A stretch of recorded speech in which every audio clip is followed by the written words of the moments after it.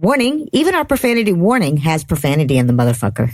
This week's episode of The Scathing Atheist is brought to you by ZipRecruiter and by the new fertility drink at Starbucks, Immaculate Conception. It's coffee that gets you pregnant because coffee is better than dicks. And now, The Scathing Atheist. Hello, friends. It's me, your favorite medical professional, Dr. Zoidberg. So, we've gotten your test results back, and it is in my highly trained medical opinion, with 100% certainty, that you have indeed evolved from filthy monkey men, why not?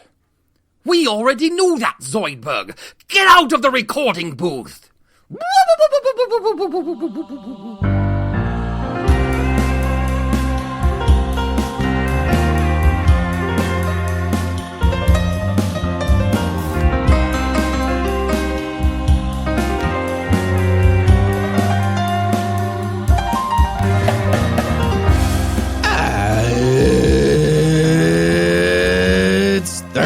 It's February 21st. And it's card reading day. Still 4 diamonds. I don't get it. I don't understand. No illusions. I'm Eli Bosnick. I'm Heath Enright. And from Iron Zierings, New Jersey, Cincinnati Swing State, and Good Husband, Georgia, this is The Scathing Atheist. On this week's episode, Tom and Cecil will warm your winter with some roasting. The Catholic Church uses deadbeat dads as a diversion. And ex-Mormons will masturbate as often as they damn well please. But first, the diatribe.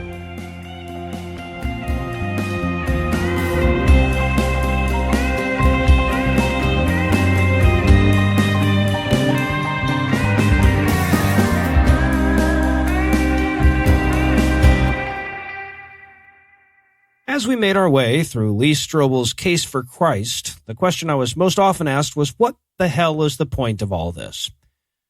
Now, granted, the majority of times I got that question, it was from Lucinda, but a few of you reached out to echo her skepticism. I mean, the arguments in Strobel's books are too poorly formed to really refute. He's dumbing down everything to a third-grade reading level, and despite his claims, he isn't really writing for a skeptical audience. In a way, using Lee Strobel's book as a bludgeon against Christianity is like debunking the old lady who swallowed the fly as an argument against veganism.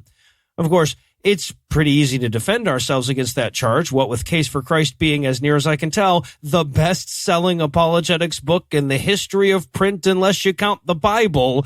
You know, I mean, sure, you can find more sophisticated versions of his arguments and more sophisticated arguments altogether elsewhere, but Strobel's book is a much better representation of what the average atheist is going to counter day to day than one of those more academic theologians would provide. So whether or not it's a good representation of their arguments, breaking it down has value to the listener.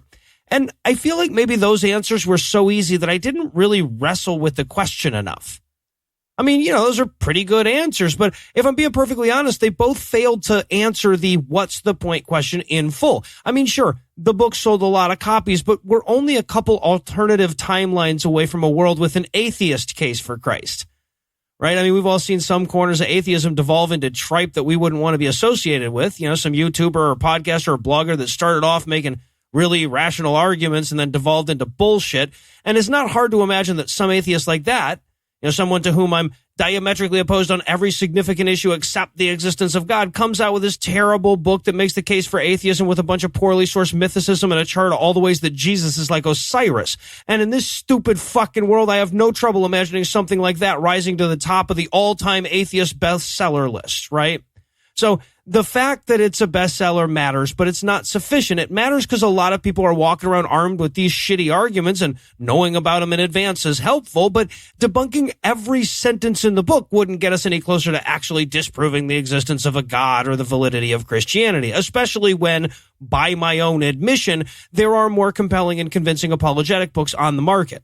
I mean, if we had to defend the intellectual integrity of things based on what sold the most, we'd have a hard time defending writing itself. Of course, to be fair to us, our goal on this show has never been to disprove the existence of God or the validity of Christianity. That's all in the preface, right? Our goal is to entertain people who already did that shit on their own. And sure, we want to inform you a bit on the way. We want to arm you with some good arguments for the apologetics you're going to hear. But our first, second, and third goals are all about making you laugh, building community, and promoting activism. Nothing about debunking Christianity would even make the top 10 list. So when I ask what's the point of reading The Case for Christ, I'm not asking what the point was in terms of the show. You people like it when we suffer, so we suffer for you. And we get it. You know what? We're lucky. People on the other side demand a motherfucker gets crucified before they've suffered enough for him. Atheists just made us read shitty books. I'm certainly not complaining. But after spending a year and 2 months on this banal drivel, I have to find a point like for myself. Right? Like, what did I personally get from it? Couldn't we have just listened to crappy Christian songs with Seth and read up on different kinds of bullshit instead? So after we closed the book and burned it and scattered the ashes, but not all in the same place in case one of those theoretical evolution tornadoes came through, I spent a lot of time desperately searching for an answer to that question. Desperately seeking some overarching lesson that might help assuage the knowledge that I don't get bonus years at the end of my life because I spent time doing that. And I finally came up with an answer. See, Lee's arguments are really shitty. Laughably silly. Literally. We had to dress them up in dick jokes and stuff because they were boring more often than they were laughable. But even before Lucinda, Heath, and Eli got to work on their notes, I would already laugh aloud when I realized what stupid-ass argument he was presenting next. There were dozens of times throughout this whole thing when we decided against using jokes because just presenting the argument verbatim was the funniest way to do it. And yet, despite all that, people bought the shit out of it. They found it convincing. You need to devote precisely one brain cell for precisely one Planck time to completely destroy any argument he presents in the book. You could almost make a fun challenge out of trying to rephrase any of his arguments without making them self-contradictory, and that is convincing. So convincing that when Heath's cousin heard that he was an atheist, he non-ironically sent him a copy of The Case for Christ with a letter about how Christian this book would make him, despite the fact that Heath's cousin had read this stupid fucking book. And that's the lesson, right? Most atheists got here by way of reason. We thought our way into this. And along the way, most of us kind of hoped that we'd turn out to be wrong. Very few people dive into the spiritual literature thinking, boy, I sure hope logic forces me to conclude that my life ends in eternal unthinking darkness. And yet we got there anyway because that's where all the facts keep steering us. But that creates this weird self-selection bias that creeps into atheist thinking as soon as you get a bunch of us together. We're convinced by good arguments. So we have a habit of honing ever better arguments and rebuttals to all the dumb shit that religious people are still trying to sell. And yet our logically sound, impeccable arguments get rejected in favor of Lee Strobel's argument from Christians believed in Jesus right away. I'm not saying there's no value in crafting good arguments, of course. After all, if they never worked, none of us would be here. As far as I know, it's still the most effective bait we've come across. But sometimes it can be super fucking frustrating when we see how flimsy the arguments on the other side are. We can question the point of it all when we see our carefully crafted symphony getting trounced in the public forum by a hastily written advertising jingle, because in our minds, this is a battle of ideas. But in the minds of so many others, it's a battle of feelings. And God feels better than not God. And sure, knowing this doesn't cause us to change our tactics at all, and it doesn't make it any less frustrating. We're still in a national debate where we're 3% of the population, but we've got to do 70% of the thinking. But frustrating or no, the alternative is that most of the thinking just never gets done. They're talking about your Jesus. We interrupt this broadcast to bring you a special news bulletin. Joining me for headlines tonight are the stars of Two Guys, One Beanbag Chair, Heath Enright and Eli Posnick. Fellas, got a vulgarity charity to open up with. Sawyer would like himself and his wife roasted, but he'd like Sarah Huckabee Sanders and Melania Trump to do the honors. Oh, okay. You look like the people I hunt for roughage outside of vegan restaurants when I'm irregular. Oh my God, baby, you look Greg. Well, not Greg. You look like the Taurus my village sacrifices to Baba Yaga, but like you put up a real fight, like a real fight. You almost made it. In our lead story tonight, gays, lesbians, trans people, bisexuals, Muslims, Hispanics, immigrants, and people whiter than Heath remain second-class citizens in the U.S. It's something to remind yourself of every day between now and your preferred Democratic candidate losing the primary. And as if to provide 2020 an object lesson this week, an accountant in Indiana just refused to file the taxes of a newly married couple based explicitly and solely on the fact that they were lesbians, and she did it legally. I know, right? At least the people in the 50s got to do the Charleston. It was like a whole... Yeah, this is a slippery slope. Pretty soon those swastika cake Nazis are going to make Jewish CPAs take their money. I'm confused. Fucking money. Yeah. So Nancy Fivecoat is a bigot that bigots out of Russiaville, Indiana, where she works for a homophobic accounting service called Carter Tax Service that is desperately deleting its online presence so that the customers don't find out what a bigot she is. And for years, she prepared the tax returns for one Bailey Brazel. But when Bailey came in this year with a change in marital status, Fivecoat turned down her business based on her marriage's lack of an appropriate number of penises. She justified her actions by explaining that she was Christian, so her bigotry doesn't count. It doesn't count, right? Yep. Yeah, lady, if you have to disconnect your phone because so many people call to tell you what a piece of shit you are, you know your bigotry counts. You know. Well, not in a court of law, but yeah, in a real testament to the extent to which Christians don't fucking get it, all of her defenses to the local paper in the wake of this story were about how politely she refused them service. Good. Yeah. Glad as to hear though that. fucking Rosa Parks' issue was with the dude's tone. I said N-word, please. I said please. That's a magic word. N-word, please. What's this lady's problem? Yeah. Come No, on, She rude. explained that she was very respectful when she told them to go get their filthy lesbian taxes filed somewhere else. And she even managed to throw shade with her excuse when she said, quote, "The LGBT want respect for their beliefs, which I give them." Okay, yeah, they do want that. Also, they want their fucking taxes filed in this particular instance. Kind of more to the point here. But anyway, continuing, quote, "I did not say anything about their lifestyle. That's their choice. It's not my choice. Where is their respect for my beliefs?" End quote. And Lean in close. I'll show you where the respect is. Lean in real close. So yeah, as you take that in, keep in mind that the thing that Bailey and Samantha Brazel were doing that was disrespectful to Fivecoat's beliefs was existing. Yeah. I mean, if one needs evidence of lesbians, my search history would blow Lee Strobel's mind. I'm just saying, we're comparing beliefs here. Actually, Brazel's is a great site. Brazel. Of course. Make some money on that. Because there is no federal law protecting members of the LGBT community from discrimination, and because the vast majority of the U.S. offers up no state or municipal protections to correct that, the Brazils have no legal recourse. Well, I mean, they could stop fucking for a fiscal year. I mean, plenty of us are responsible. We take it seriously. It's taxes. You got to do it. That's why. Only in my life. That's the reason. I'm serious about my taxes. I'm an American. I'm a good economic citizen. conservative. Thank you.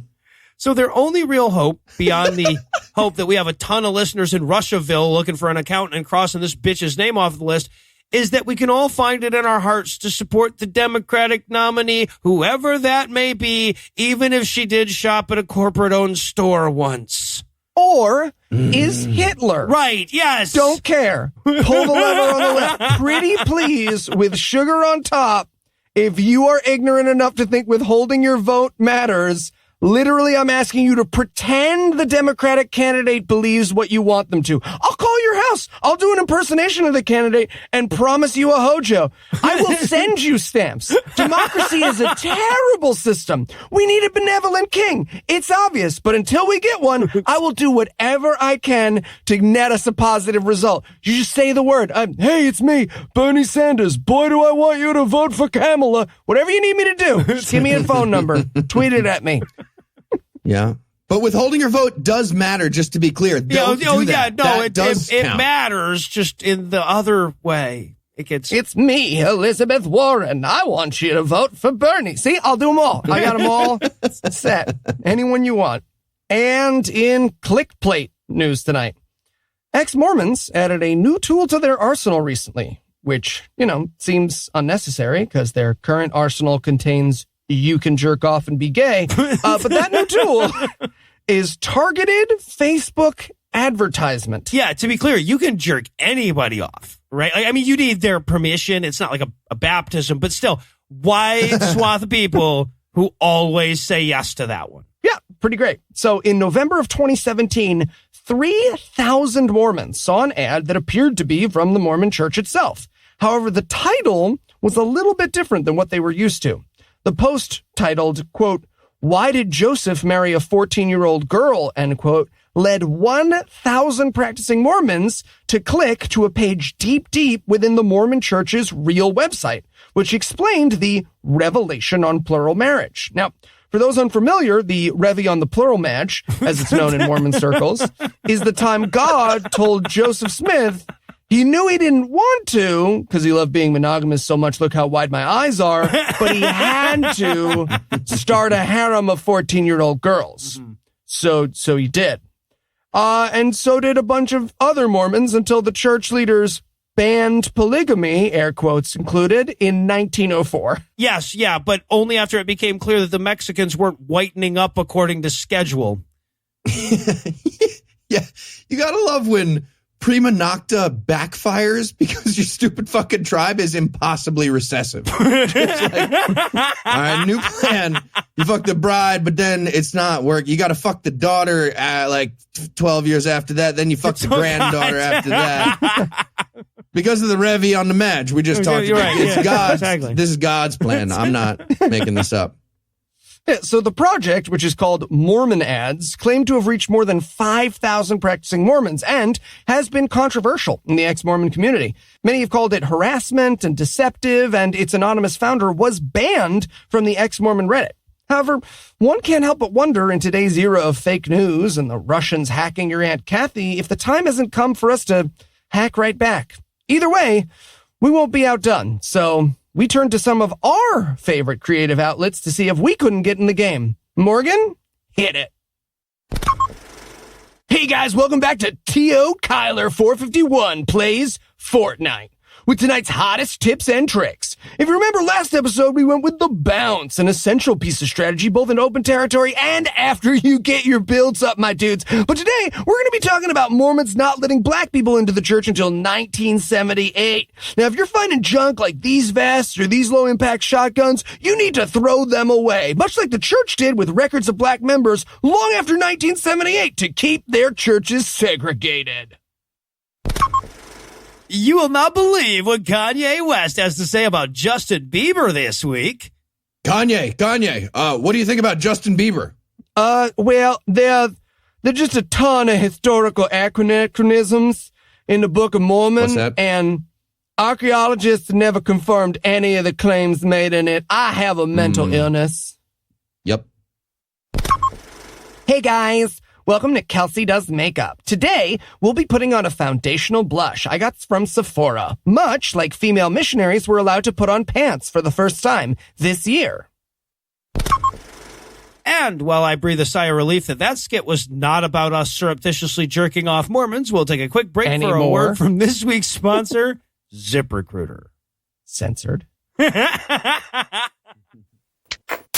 Lou, doing robot stuff. Robot stuff is my favorite stuff. Lou. Heath, you're back. What's that? Oh, this? He is the Helper 5000. Say hi, Helper. Greetings are meaningless. Okay. Doesn't seem to be that much help. I think you maybe. Yeah, no, I know. But what am I going to do Humans about are illogical. hiring? Okay. Ignoring that, I was just about to say, what am I going to do about hiring? Finding good people is impossible. Not impossible. Why don't you try ZipRecruiter.com? What's ZipRecruiter.com? It's the smartest way to hire. ZipRecruiter sends your job to over 100 of the world's leading job boards, but they don't stop there. When have humans ever stopped? Just ignore him. Just go on. I am. They don't stop there. With their powerful matching technology, ZipRecruiter scans thousands of resumes to find people with the right experience and actually invites them to apply to your job. In fact, ZipRecruiter is so effective that 80% of employers who post on ZipRecruiter get a quality candidate through the site within the first day. What is love? Ugh. And right now, our listeners can try ZipRecruiter for free at this exclusive web address, ZipRecruiter.com/scathing. That's ZipRecruiter.com/scathing. SCATHING. ZipRecruiter.com/scathing, huh? That's right. Just go to the I website. Want to feel. Okay, let's go throw some water on the robot. Yeah, we're going to throw water. Why do people like the Kardashians? We don't know either, buddy. We don't know either. No idea. We'll be back in a second. I'm going to now. A man wrote the Bible. A whore is what she was. If it's a legitimate rape. It makes you a slut, right? Cooking can be fun. Hey, I'm proud of a man. This week in misogyny. You know, it's way too easy for me to get focused in on the bad stuff here. Like, it would be really easy for me to spend this entire segment, or even this entire episode, complaining about the way that reproductive rights are being chipped away through both the actions and inactions of the Supreme Court. I could talk about their recent decision not to hear a case out of Texas where the lower court's ruling clearly violated Supreme Court precedent to side with the Christian zealots, and point to the rank hypocrisy of Susan Collins. Kavanaugh seemed super sincere and didn't try to rape me for the entire meeting bullshit. But that would just depress you and me both. So I went out of my way to distract from the bad with a couple of good news stories.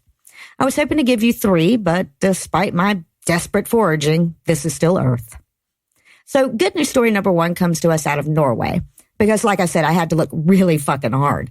But the Church of Norway, the evangelical Lutheran church that earns thinnest kid at fat camp honors by being the biggest denomination in one of the world's least religious countries, actually took time out this week to apologize for the damage that their anti-abortion stance has caused. Now, I should point out that as progressive as Norway is in terms of religion, they still have abortion laws that American Republicans would drool over. Abortions are only allowed in the first 12 weeks, and a panel of doctors has to approve it. There was even some noise last year about making the procedure even more restrictive, but that was met with fierce opposition and eventually slinked away in disgrace. But now the Church of Norway is chiming in with an effort to improve the situation. In reaction to moves by the government they deem a threat to women's rights, the church released a statement admitting that their rhetoric and even their opinions aren't helping. They went on to apologize for their historic role in inhibiting the rights of women and committed that, quote, as a church, we must change our way of talking about abortion and how we care for people who are affected, adding, quote, a society with legal access to abortion is a better society than a society without such access. It prevents illegal abortions and promotes women's health, safety, and security, end quote. So, yeah, a lot more praising of a church than I'm used to doing going on here. And ultimately, as unexpected as this admission is, fessing up to the church being a historical bastion of misogyny is just shy of admitting that some of the stuff OJ said didn't add up. But it's damn welcome. And they couldn't have picked a better time in the modern history of Norwegian politics. And hey, we had to go all the fucking way to Scandinavia to get it. But that's some pretty good news by TWIM standards. But the next one is even better. What could be better than a church actually fessing up to the fact that their anti-abortion rhetoric is dangerous and misinformed? How about a golden vagina? And what could be better than a golden vagina? How about a golden vagina made out of old purity rings? So yeah, in case you're not familiar, a purity ring is mostly a Protestant tradition where young girls are given rings to represent their chastity, usually while being told that a used vagina is like used bubble gum. It's this disgusting repressive tradition that teaches little girls to fear their sexuality even before they know what it is. Which is why I'm thrilled to learn that 170 of them were melted down to make a sculpture of a giant silver vulva rising from a golden throne of flames. And it doesn't even matter to me that it's exactly as fuck ugly a statue as I just made it sound. It's still a better life than the rings had before. And on that note, I'll make a hard right out of good news and tell you that now I'm handing things back over to Noah, Heath, and Eli. Thank you, Lucinda. And in This Ain't It, ISIS news tonight. Teenagers. Do you guys remember how you rebelled when you were 15? Classic shenanigans. Much like Shamima Begum, who at the age of 15 ran away to join ISIS. Oh, okay. That would be the third dumbest thing I did as a 15-year-old at best, and we didn't even have the internet back then. Yes, Begum, who claims not to come from a particularly devout background, along with her school friend, flew to Turkey, where she then crossed into Syria, requesting to marry a, quote, English-speaking ISIS fighter between 20 and 25 years old, end quote. A weird side note, she was eventually married to a 27-year-old Dutch man who had converted to Islam and joined ISIS. All white people sound the same to them. I get it. That's a tough one. Just like, oh, hello, Dutch man. No, thank you. No, I'm going to wait for an Arab guy. Like we're at a barbershop and you're the one barber with flipper hands. No, thank you. No, I see your chair is open. Nope, don't point at it. I don't see. Anyway, the ISIS life seems not to have been all it's cracked up to be, and Begum currently resides in a refugee camp in northern Syria, but is hoping to come home. Well, did she get out of the marital escape room the Dutch guy locked her in? There are rules about these things, damn it. It's in the book. She must have. And look, this is the first interesting immigration question we've gotten in like 4 years, right?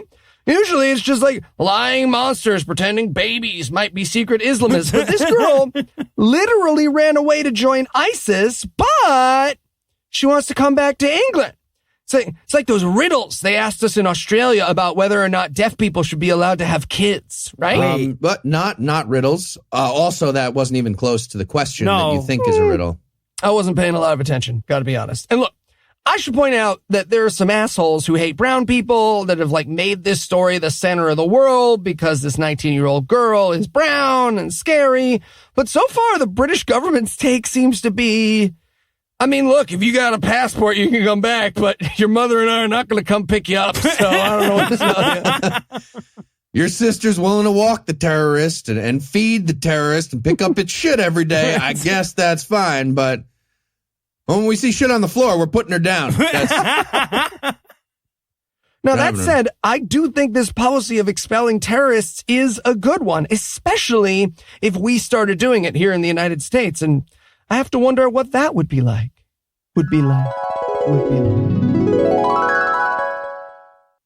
Name? Richard Spencer. Oh, no one punched me good. Okay. Sorry, Mr. Spencer. I just found out your passport has been declined, actually. Declined? Yeah. What? This is outrageous. Whatever could be the problem? Yeah, it's part of the new U.S. policy about repatriating terrorists.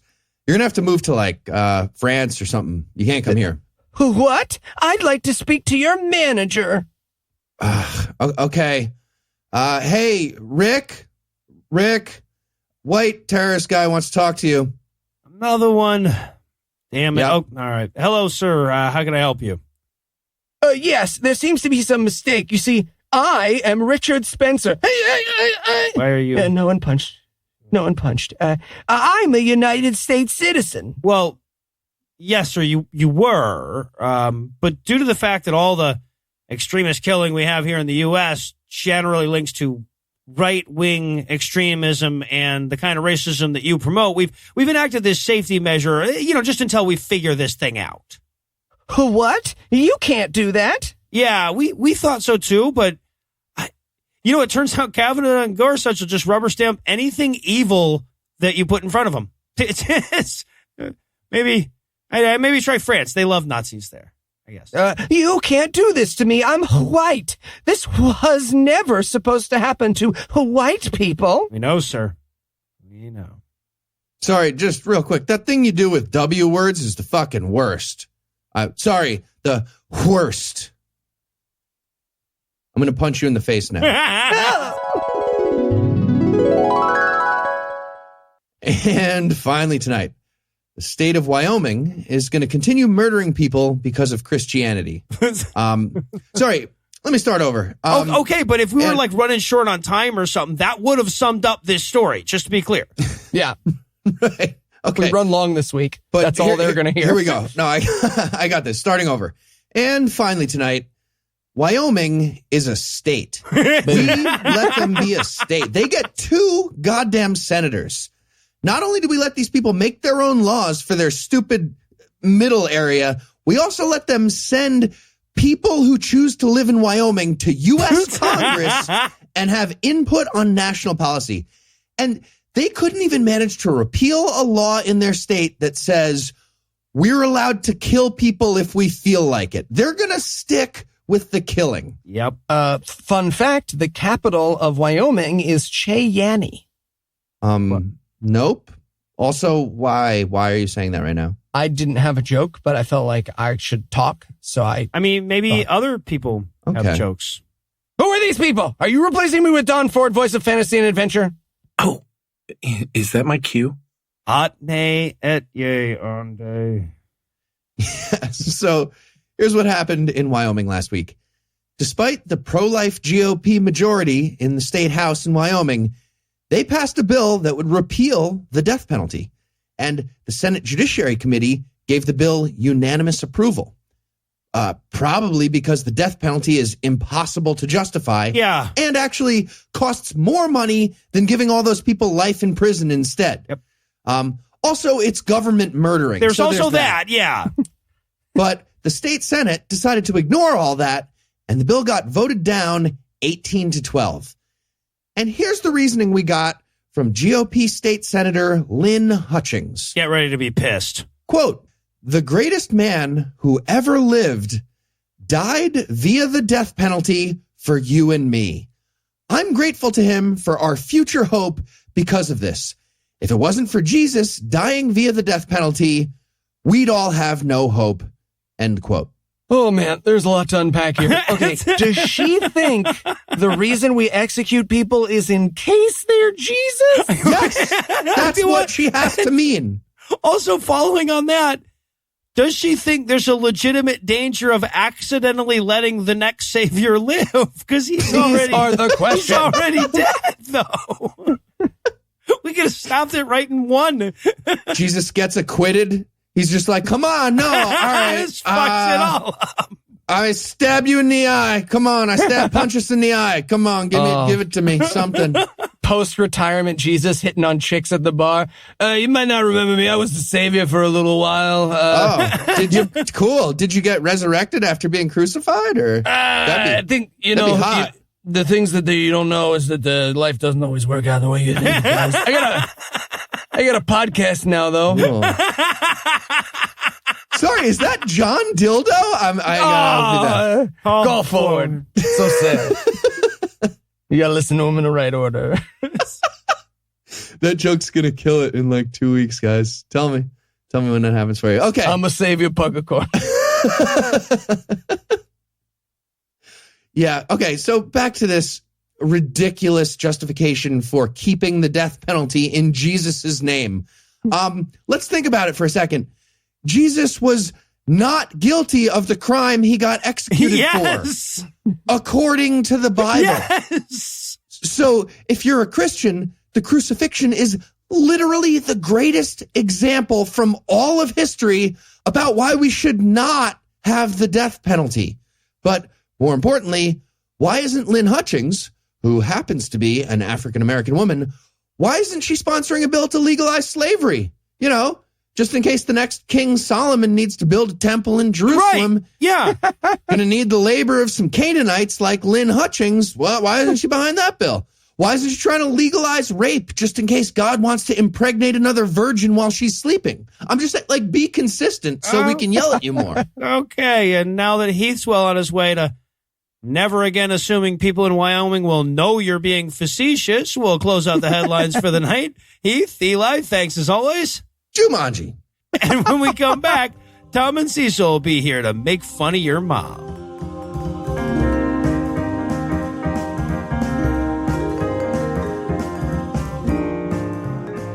You know the Vulgarity for Charity fundraiser went well when you start having trouble coming up with roasts. But you know it went phenomenally well when you start having trouble coming up with introductions for the roast segment, but that's where we are now. We radically underestimated your generosity back in November, and we're going to be digging our way out for a while yet, but to help speed this process along, we're joined once more by our partners in crime from the Cognitive Dissonance podcast, Tom, Cecil. Welcome back, guys. Well, you know what they say, if you want something done fast, I'm your guy. That is not. Wish they wouldn't say that. We move into the fourth month of Vulgarity for Charity. Yep, absolutely. All right, so we're going to get started with a threefer. Alex is a doctor and tabletop miniature enthusiast who donated $150 to get a roast for himself and two of his coworkers. So, Heath, Cecil, Tom, you're up. All right, I'm going to go with Alex himself, who looks like he gets picked last for Warhammer every single time. It's like a recessive gene came to life and stole a lab coat from somewhere, and now he's a doctor. If a person with brown hair sneezed on Alex, he would disappear. Rachel, nice multicolored tutu there. There's definitely a pot above that rainbow, though. I mean, looking at this, I wasn't entirely convinced that I wasn't looking at Saturn and its rings. Oh, wow. So. All right, and Jeremy actually wanted Nebraska Senator Ben Sasse roasted, and so I went to his website, and he's sponsoring, and I'm not even kidding here, guys, the Born Alive Abortion Survivors Protection Act. Fuck yourself, you fucking so for real. And I was as surprised as anyone on how those words could even interact accidentally on the same page, until I read a little further about Senator Ben Sasse and realized that it's as much like his gene sequence and that it is both random and tragic. All right, and Eli, you and I can take Daniel's roast. He'd like a roast of his husband, Dan, and his bird, Pancake. Ugh, Pancake and Dan are the worst. They look like, Pancake brings Dan everywhere, and then the second he gets in your house, Dan just starts screaming and shitting on the wall. Pancake's telling you it's fine, stop making sudden movements. What an ugly fucking bird. Pancake looks like the mascot for the milk left over when you're done with Fruit Loops, right? You can tell he's just like the kind of fucking lazy fuck of a bird that would tell you later that he totally meant to mention the Bird Box monster was there, but forgot in the moment. All right, so we're all warmed up, which means we can move on to a segment called With Friends Like These. Cecil, Paul would like a roast of his friend Chris. Okay, hey, Chris, I see you're climbing an antenna of some sort, letting everyone know you're controlling transmission of all those STDs you have. Who am I kidding? You've never had sex. Come on. Nice haircut, though. You look like Grandpa Munster after he got a hair transplant from Cousin It's Balls. All right, Heath, Nathaniel donated $100 and would like his friend Tim roasted. All right. Tim looks like if Nick Frost fucked a disembodied set of bad teeth, like worse than Nick Frost's teeth. Somehow he has too many and too few teeth at the same time. It's impressive, actually. So it's like an after picture for a reverse orthodontist. It's like if Taffy was a person. Boy, Nathaniel really made it easy on you, didn't he? All right, Tom, given our relationship, I wouldn't feel right asking you to roast somebody's friend, but Mitch would like a roast of his frenemy. Now, he didn't give us a name, but he did send along a picture. All right. This is good. Frenemies are interesting because what they really are people that you don't really respect, but who you got kind of forced into congeniality with, usually due to circumstances beyond your control. So while I should be roasting Mitch's fat-headed, no-named frenemy, I instead want to offer these words of consolation to Mitch. Fear not, Mitch. Just as your unnamed frenemy is here anonymous, so too will he be forgotten. And not just by you once the kindness of circumstance separates you, but also by the world at large. You see, men like Fathead don't make a difference. They don't inspire anyone. They aren't the kind of people poetically recalled by throngs of mourners at their funerals. Instead, they are the ones that are buried without a headstone, not because of poverty or spite, but because their irrelevance to the world is so perfect that upon their passing, the very idea of memorializing them will seem silly and absurd and pointless. And when he's gone, your life, like everyone else's, will be neither richer nor poorer for having known old Fathead. And you will have lost not a friend and not an enemy, but truly and magically, nothing at all. If anyone ever wants to know what depression's like, is I've got a Tom roast going on all the time. You want to know what it's like to be me? Just imagine a constant Tom roast. Would be so fun. Eli takes pills to just block Tom from being here. Just a big pillow standing in front. I can hear him, but he's just like in the back. I don't focus on him. If you just let him. So I should stop calling. No. All right, Eli, if anybody can ruin a friendship, it's you, bro. And Marcus would like you to lay into his friend Tyler. Yeah, so according to Marcus, his friend Tyler is super, super vegan. which is apparent because he can't even bring himself to cut his beard. Looks like he's going to sell you raw pot brownies without the pot in them. No, I got one for you. Elias would like their friend Skip roasted. Yeah, no, showed me a picture. Apparently, Skip moved to South Korea where there was a higher chance that the locals would just assume white people were supposed to look like that. He looks like a ginger heroin addict trying to put the Opie back in opium crisis. All right, so on that note, it's time for a quick lightning round. So we're going to roll through these ones quick, a bunch of self-immolation here from donors who wanted themselves roasted, and I'd like you to do the roast in the form of explaining why you turned down their friend request. Starting with Heath, first up, Julia, who owns a complete set of Ravenclaw robes, and her Facebook page lists her as in a relationship with green bean casserole. Okay, Julia, sorry I had to turn down your request. I don't like labels, and Facebook friend feels like way too much of a commitment with you. Maybe if a Russian pharmacy bot says something offensive, you'll get closer to the waiting list. I don't know. On your profile page, it said, "In my free time, I wear hoodies." So, yeah, that. In my free time, I'm not friends with you. Also, please date me. And bring casserole. All right, how about Robin? All right. At first, I thought I turned down like 3 friend requests from Robin, but I found out Facebook has a weight limit on these, so they had to split it up into 3 packets. The only way you could tweet your weight out is through scientific notation.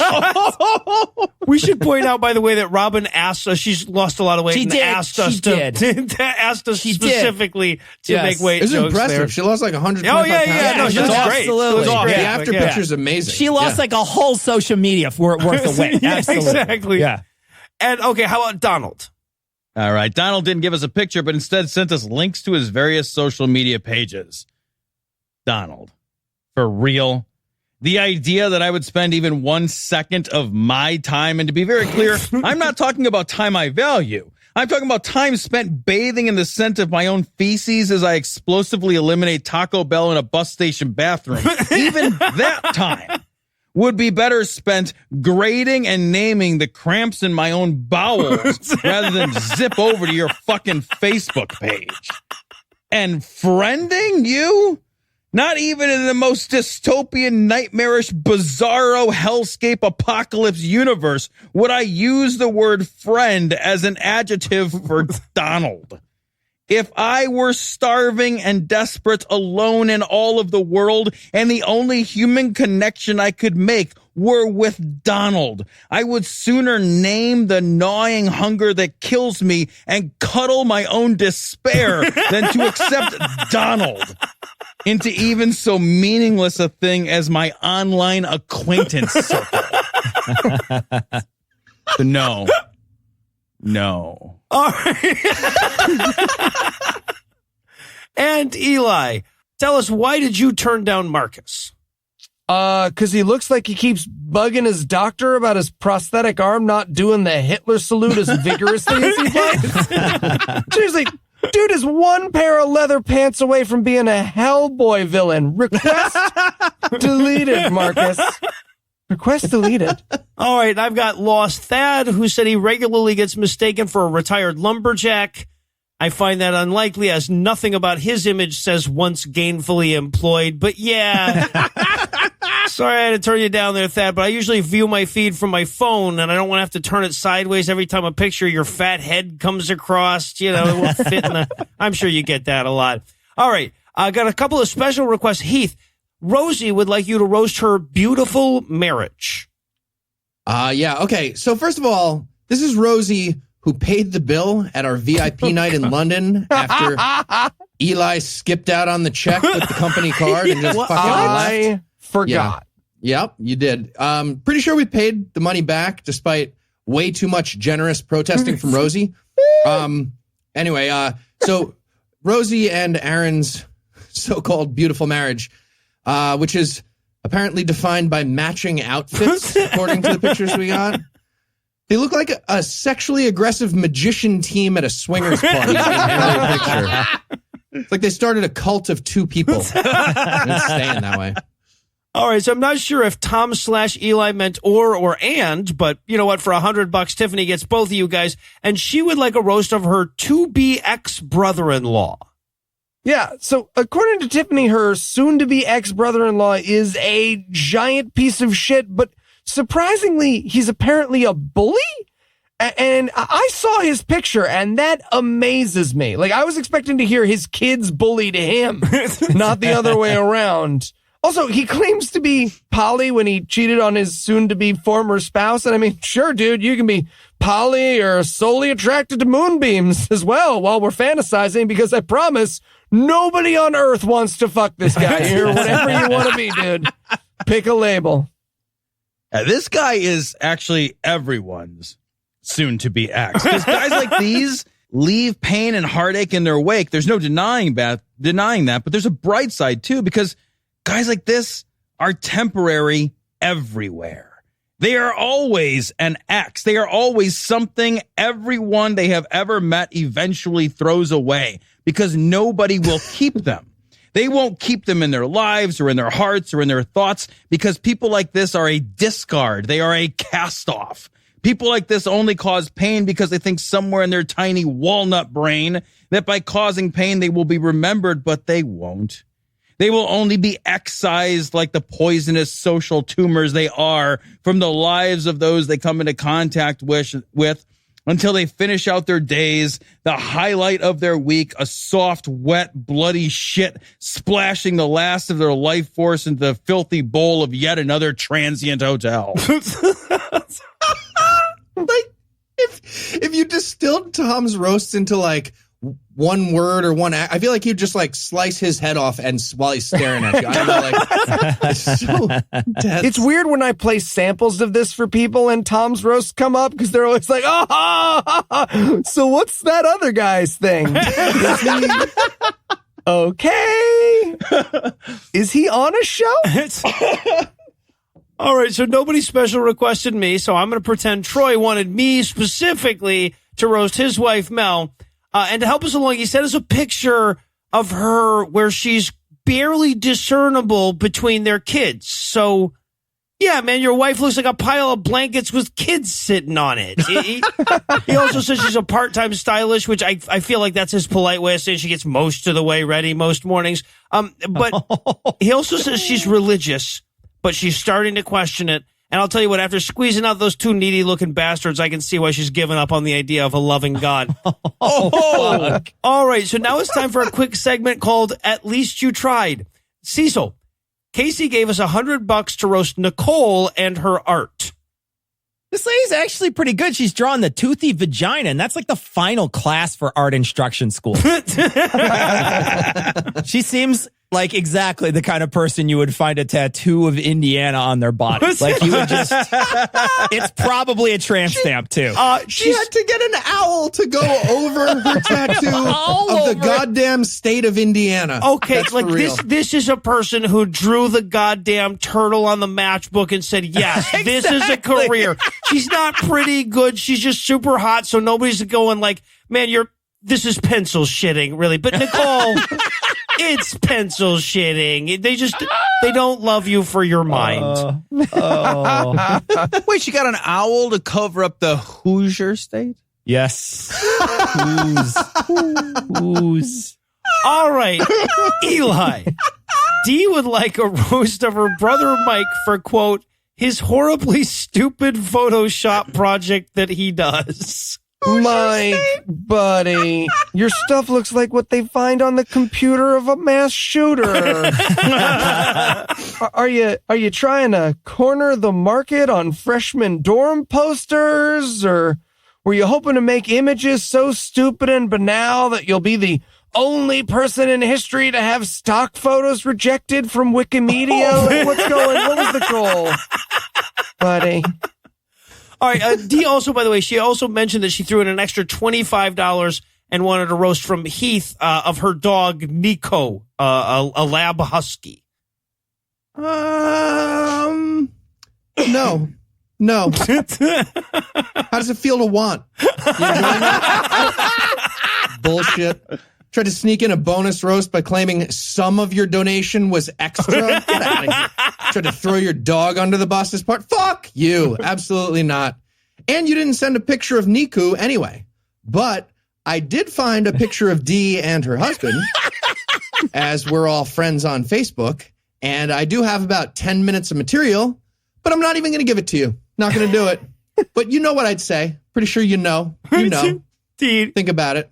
Yeah. Taste the wanting. Taste it. Keith, I've seen Dee and Kevin. There's no way in hell you only have 10 minutes of material. Oh, shit.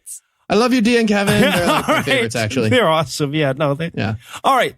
And Tom. I like April. Jamie also donated with the hopes that we could roast his band. Swamp-born Assassins. That's the band. I couldn't even listen. I tried. I did. By the time you got to a 1, a 2, I already rammed a dozen dull pencils against my eardrums, and then I ripped the cochlear implants from a baby in a mercy deafening. I am not saying that you should be ashamed, but you should consider pawning your fucking instruments, then burning down the pawn shop, and then salting the fucking earth where it stood. All right, Ed Heath, this one's for you. Charlotte would like a roast of the entire UK Parliament. Amazing. Okay. UK Parliament. You guys look like a bunch of kids went to watch a hockey game, but there was no rink in the middle, and y'all just stayed there forever in the arena, fucking staring at each other from really close and becoming dry. It's so dry. It's the driest room of people ever assembled. It's insane. Like, the Thames River is already starting to curve toward the building by osmosis. All right, now I've saved the worst for last here. We're going to close off with one each, a roast of somebody who really, really deserves it. And I'm going to start things off with Andrew's roast. He wanted us to go after Bill Donahue. Bill Donahue looks like he's still holding a grudge about the incompetence of all the king's horses and all the king's men. And the fact that he was literally created as a result of a contest to see who could make the most homophobic mashed potatoes is the least offensive thing about the guy. He is a professional rape apologist who regularly makes himself look worse than the rapists he's defending. And the only time I'd be happy to see the Catholic League is when there's 19,999 other leagues on top of it. All right, Eli. Brad would like a roast of conservative bloviator Steve Deese. Oh, thank you, Brad. Steve Deese. Steve Deese looks like Ben Shapiro's mom made him let his little brother play. He looks like if the big boy lost the plate and just stuck to the Nazi salute out of awkwardness. But don't worry. If you ever get bummed about the swanky job at Blaze TV Steve Deese has, I have it on good authority. Any minute, a plumber is going to jump on his head. All right, Cecil, Michelle donated $100 for us to roast the GOP. Oh, yeah, the United Cucks of America. These guys have been watching for the last few years to push each other out of the way to slurp up whatever Trump's left in the American people, you know? I don't know what these guys were thinking. I mean, isn't it the cuck's dream to clean up after the black guy? The old white guy? All right, Heath, Michael would like a roast of GOP Senator Tom Tillis of North Carolina. Fantastic. Yeah, Tom Tillis looks like Ric Flair forgot to become a professional wrestler, so instead he became a racist. Also, his mouth doesn't fit. It just doesn't fit. It looks like he took mouth-only steroids. Like he does mouth kegels. Right, no, he like misunderstood oral steroid, yeah. All right, and finally, Tom, we had a special request for you. Alex would like you to roast his ex-fiancée, and he was super clear that he kind of wants you to make this one hurt. Yeah, I'll give that a whirl. No problem. Alex, let me tell you something, bud. Dodged a bullet with Becca. By the way, Beekah. Becca. Oh, So I right already there. hate her. Yeah. All right. I read your email, bud, looked at the picture you sent, and I want to help. I do. So let me start by saying that just because your ex-fiance got pity fucked a couple of times shouldn't reflect on you. Becca is a piece of shit. I mean, Jesus Christ, look at her, man. I mean, it's still cheating if she got paid in meth, but I mean, just by a technicality, this is a woman so fucking hideous she couldn't offer sexual favors so much as sexual apologies. Good God almighty, Alex, can you imagine what a woman like that will look like when you roll over in a few years and that awful fucking thing is staring her hideous bug eyes back at you? This is a woman who appears to be missing her precious. She looks like a jilted corpse bride. Was she raised by the bottom 10% of the caretaking class at a Romanian orphanage? What the fuck, Alex? Look, everyone is going to hit you with that age-old canard that you could do better. And seriously, I don't even know you at all, but literally, anyone could do better than Becca. And if it's any consolation, everyone will, because a woman like Becca is only trading on the barest fact that she's pink inside.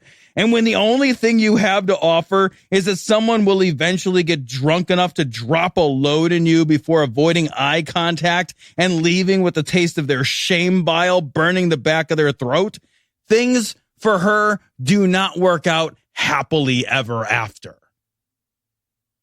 Dark. Yeah, wow. Pretty sure. Slice his head off. Pretty sure Becca is a listener. All right. Jesus Christ. Was a listener. We're using no past tense. Hey, Becca, join us over on Cognitive Dissonance. Was. Where we will be making fun of Alex. Yeah. Okay. All right. Get him back, Becca. Get him back. It was for charity, Becca. All right. Well, it's always best to leave you with your ears still stinging, so we're going to wrap it there. If you want to hear more roast, be sure to stay tuned to Scathing Atheist and Cognitive Dissonance over the coming weeks. Until then, Tom, Cecil, thanks for helping out, guys. Thanks for having us, guys.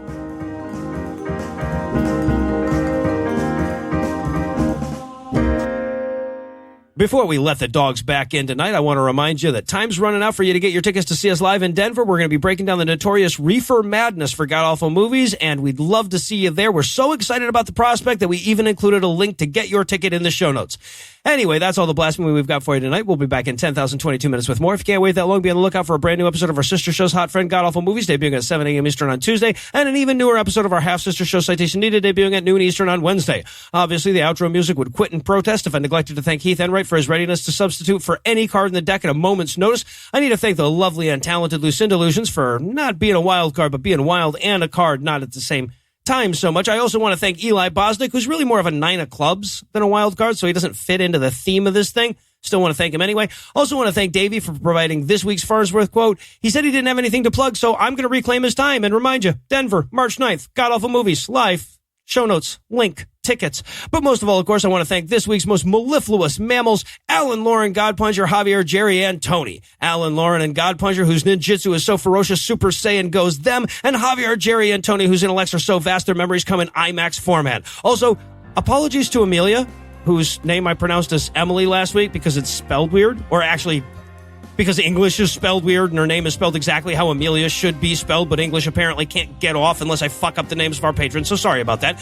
Together, there's half dozen denizens of dissatisfaction with the disingenuous delusions developed to denigrate the discretion of the defenseless dupes by dubious divinity dealers delivered a ding to the devotional dipshits this week by donating dollars. If you think you've got the alliterative qualities it takes to give us money, you too can make a per-episode donation at patreon.com/scathingatheist, whereby you'll earn early access to an extended ad-free version of every episode, or you can make a one-time donation by clicking on the donate button on the right side of the homepage at scathingatheist.com. And if you'd like to help, but not if it's going to cost you money, you can also help a ton by leaving a 5-star review on iTunes or by following at PIATPod on Twitter, the new one-stop shop for all things puzzle in a thunderstorm. Legal services for this podcast are provided by the law offices of P. Andrew Torres. Tim Robertson handles our social media, and our audio engineer is Morgan Clark, who also wrote all the music that was used in this episode, which was used with permission. If you have questions, comments, or death threats, you'll find all the contact info on the contact page at scathingatheist.com.